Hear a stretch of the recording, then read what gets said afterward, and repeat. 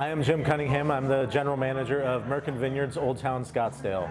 We're here in Old Town Scottsdale. A lot of people, you know, when they think of Arizona, they just think of Phoenix primarily, and they think hot, dry, which, you know, the rest of the state is, but there's a huge range in the weather and the climate and the topography as well to the state. So once you get out, you know, a couple hours away from Phoenix, things change drastically, and that's where you find the vineyards, is, you know, a couple hours away.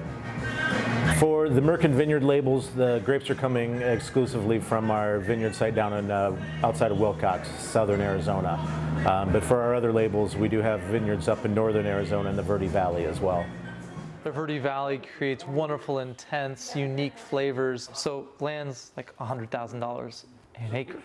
I mean, that's the sort of stuff you see in Northern California. Sonoyta, Elgin, you know, birthplace of the Arizona wine industry, fabulous winemakers. They get hail. They're slightly higher in elevation than us, and for many years they had been hit with hard hailstorms.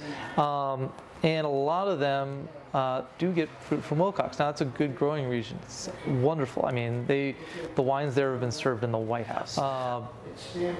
But Wilcox grows 75% of the fruit in the state. If you get on the 10 and head east, if you hit New Mexico, you've gone too far. It's right down there in the corner of Mexico and New Mexico. And you don't notice that you're going up onto the continental shelf until you get up there and you stop seeing cactus and start seeing more trees, and it's greener and a lot more agriculture.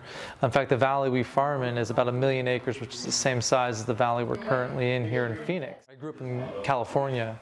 I mean, that's the wine behemoth. But out here, the cost of land is much less, the cost of regulation is much less, the cost of labor is much less, and the market is much more geared towards local restaurants, beer, wine. It's all, you want to know where it comes from.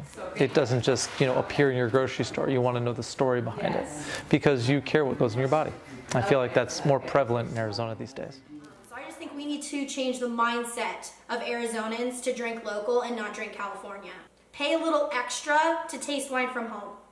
That's my thing. I'd rather pay extra and have locally sourced grapes, locally sourced everything. Drink local. Yeah, at least the last 10 years, we've had a lot of new wineries pop up. Part of that, I think, is just because people are becoming more educated. In general, the population of Phoenix and around are becoming more accepting of the wines, and producers are making higher quality wines, which is what consumers want. That would be a huge influence. Then, as there's more interest, there'd be more demand, and we'd be able to sell more wine and continue that cycle.